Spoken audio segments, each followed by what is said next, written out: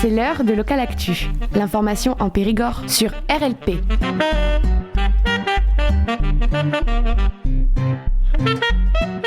Vous êtes toujours sur Radio Libre en Périgord, 102.3, et je suis aujourd'hui avec Alexpert. Qui es-tu, Alexpert? Et tu vas nous parler de la Société psychédélique française. S'il te plaît, Alexpert, raconte-nous tout.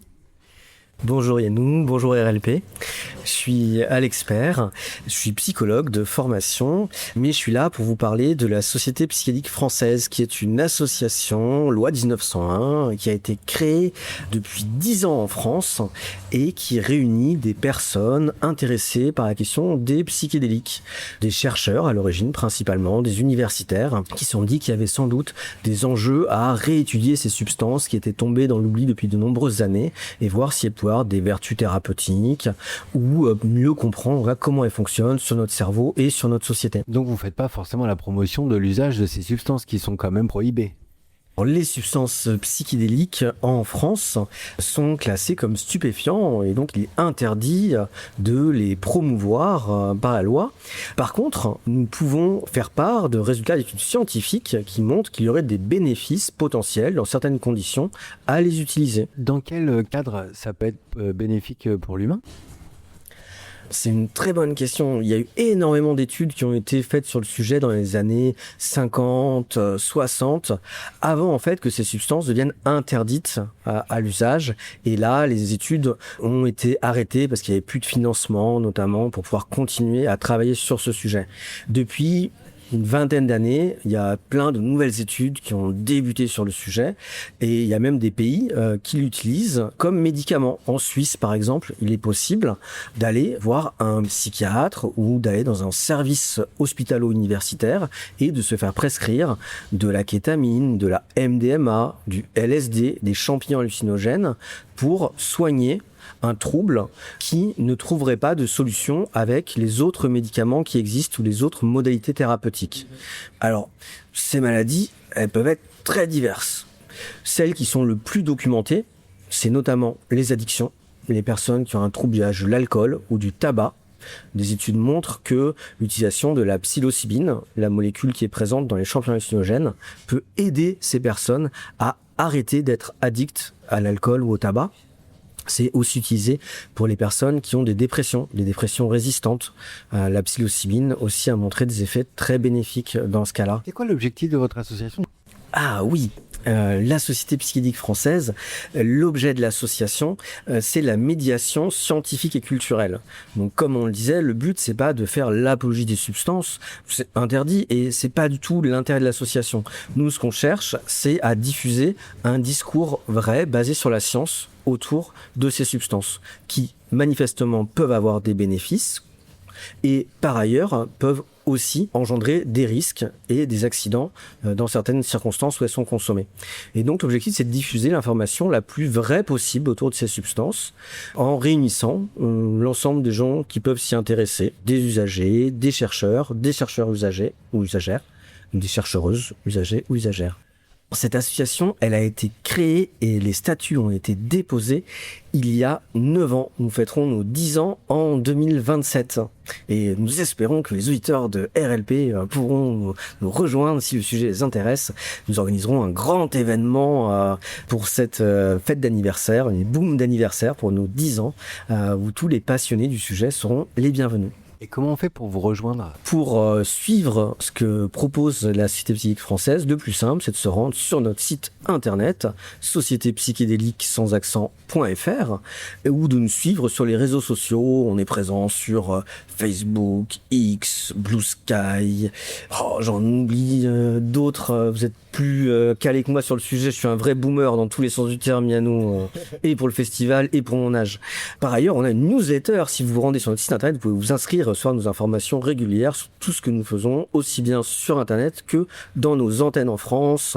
On a plus de 10 antennes dans différentes villes de France où on propose différentes activités, des temps de réflexion autour d'articles scientifiques, des rencontres conviviales, des pique-niques, des ciné-clubs, des book-clubs autour d'un livre qui est présenté par quelqu'un.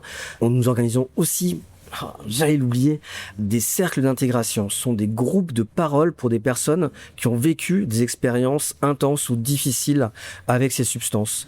Alors peut-être ça parlera à certains de vos auditeurs, pour les gens qui n'ont jamais consommé, j'imagine que ça doit paraître très complexe à imaginer, mais les psychédéliques sont des substances très puissantes, comme on l'a dit, elles peuvent avoir des grandes vertus thérapeutiques, mais aussi être potentiellement très dangereuse, principalement au niveau psychique. Il n'y a pas de risque de surdose physique, on ne meurt pas d'une surdose de LSD. Par contre, sur les 10 dernières années, il a été enregistré par les instances nationales 7 décès causés par le LSD et ses dérivés de personnes qui sont passées à l'acte suicidaire sous l'emprise de la substance ou ont eu des comportements à risque, par exemple en prenant le volant alors qu'ils étaient sous l'effet de la substance.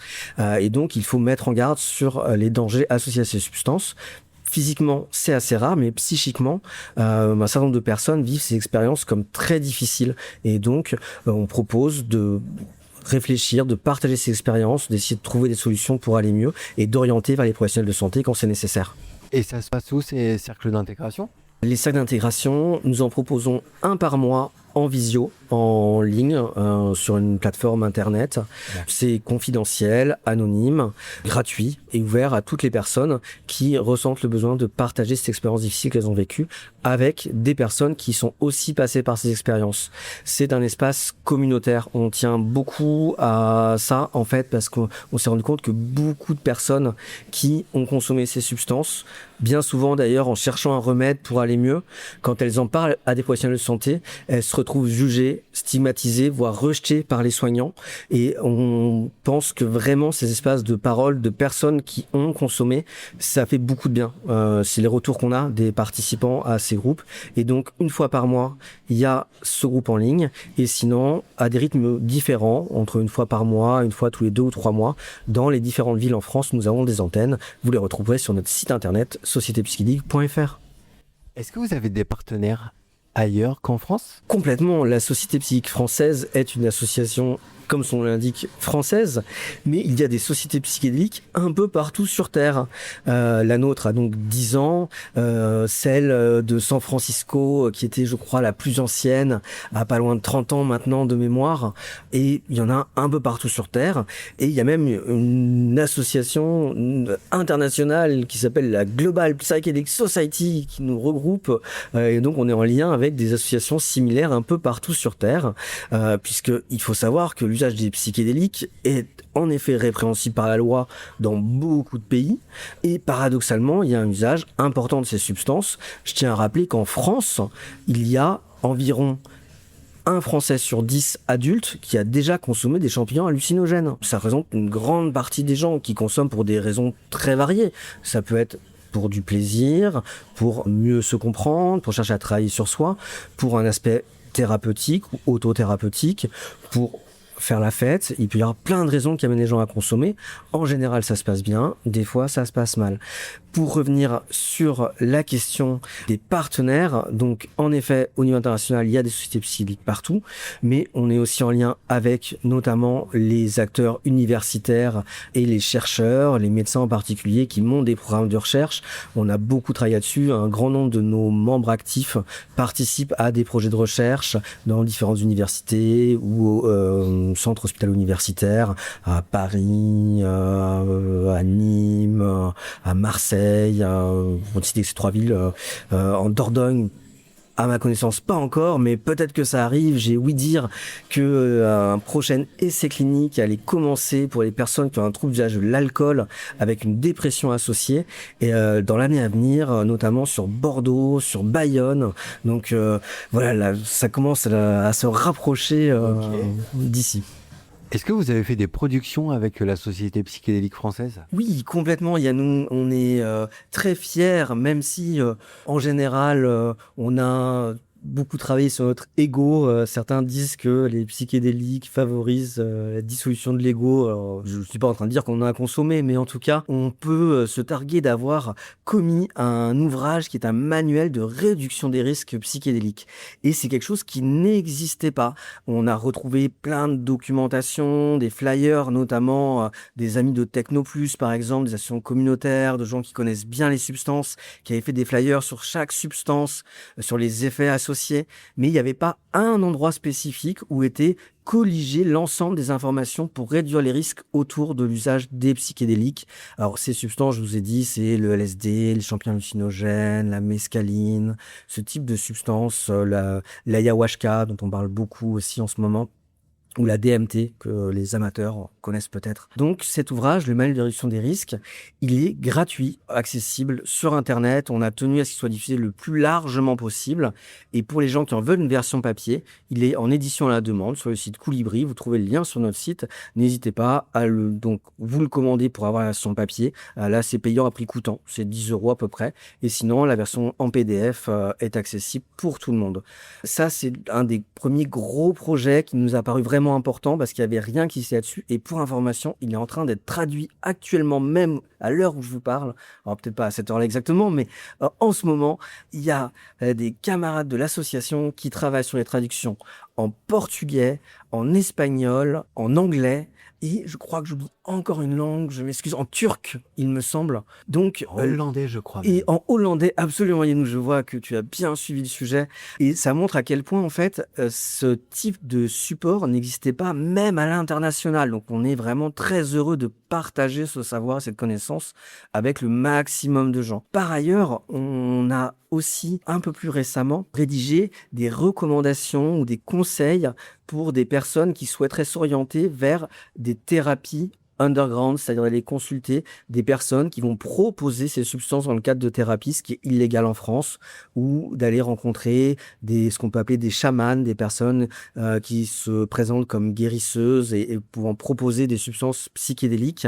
Encore une fois, c'est interdit de pratiquer comme ça en France, mais on sait que beaucoup de gens vont tenter l'expérience au regard du fait qu'il semble qu'il puisse y avoir des effets bénéfiques, et on cherche à être très vigilant et à faire en sorte qu'il y ait le moins d'accidents possible.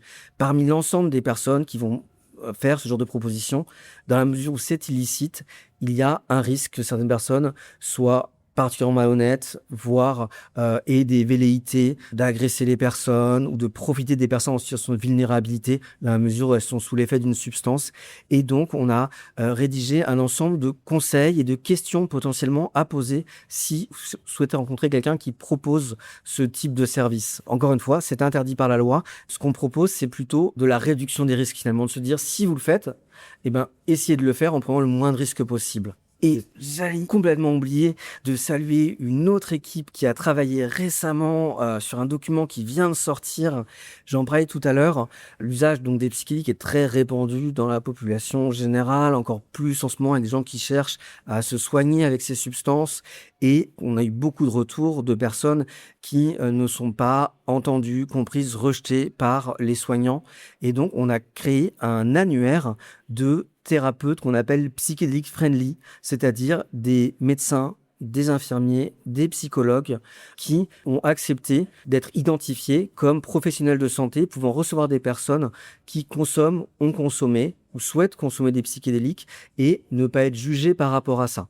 Ça devrait être le cas, à mon humble avis, de l'ensemble des professionnels de santé, mais modestement, en tout cas, on a déjà cet annuaire qui est accessible sur notre site, complètement gratuitement aussi, pour permettre aux personnes qui ont des questions de rencontrer près de chez elles, on l'espère, un professionnel de santé en mesure de répondre à la question dans le meilleur des cas, ou en tout cas de ne pas les juger, de ne pas les stigmatiser par rapport à ce usage de substances. C'est un annuaire national donc ? Absolument, il est national et même pour tout vous dire, il est plus que ça puisqu'il y a même, c'est un annuaire francophone. On a des professionnels qui sont identifiés en Belgique, je crois au Canada aussi et en Égypte, il me semble qu'il y a même aussi un professionnel identifié en Égypte. Voilà, donc c'est très très large et on espère le nourrir encore plus et que cet appel servira peut-être si, cher auditeur, auditrice, tu es professionnel de santé, n'hésite, tu souhaites recevoir dans le non-jugement des consommateurs de psychédéliques à venir remplir le formulaire en ligne sur notre site pour rejoindre cet annuaire. Merci à toi. Merci à toi Alex et à bientôt sur les ondes de RLP.